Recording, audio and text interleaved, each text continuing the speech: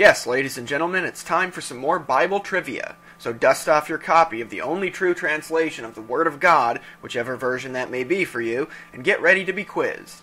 If you're a biblical inerrantist, you might want to have a glass of alcohol nearby too. Helps the medicine go down. Today's quiz will be all about Moses.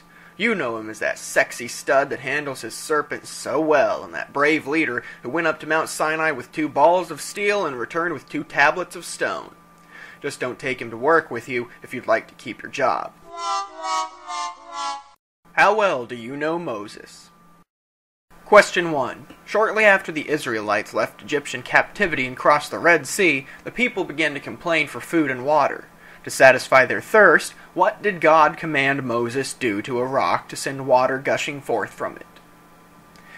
If you said that Moses was commanded to urinate on it, no, that's not right. It's disgusting. What the hell is wrong with you? If you said that Moses was told to hit the rock with his staff, you are correct. If you said that Moses was told to speak to it in his best Barry White impression, you are also correct. The interesting thing to note about these 2 conflicting accounts is that in Numbers 20, Moses strikes the rock just as he does in Exodus 17, though because God instructed him to speak to it and not strike it, unlike Exodus 17, God bans Moses from entering the Promised Land.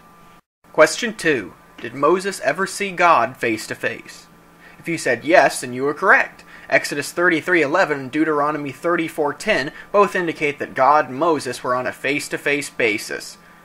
If you said no, you are also correct. In Exodus 33:20-23, God only reveals his backside to Moses and specifically tells him, "You cannot see my face," and "my face must not be seen." Remember, it doesn't matter that there's a clear discrepancy in Moses either being face-to-face with God or getting just a glimpse of his backside. What matters is that God and Moses were intimately connected. Question 3. Who was the father-in-law of Moses? If you said Jethro, you are correct. If you said Hobab, you are also correct. And if you said Reuel, you are correct too. Hey, Moses could have had more than one father-in-law.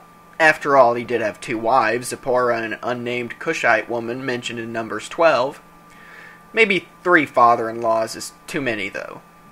Some have contested that Jethro, Hobab, and Reuel are all names for the same person, but there is no real biblical evidence for this view, and it seems proposed only from a desire to see the conflicts reconciled without issue. So how'd you score on the quiz? For every response you got correct, give yourself a point, and remember that there were 7 total correct answers for just 3 questions.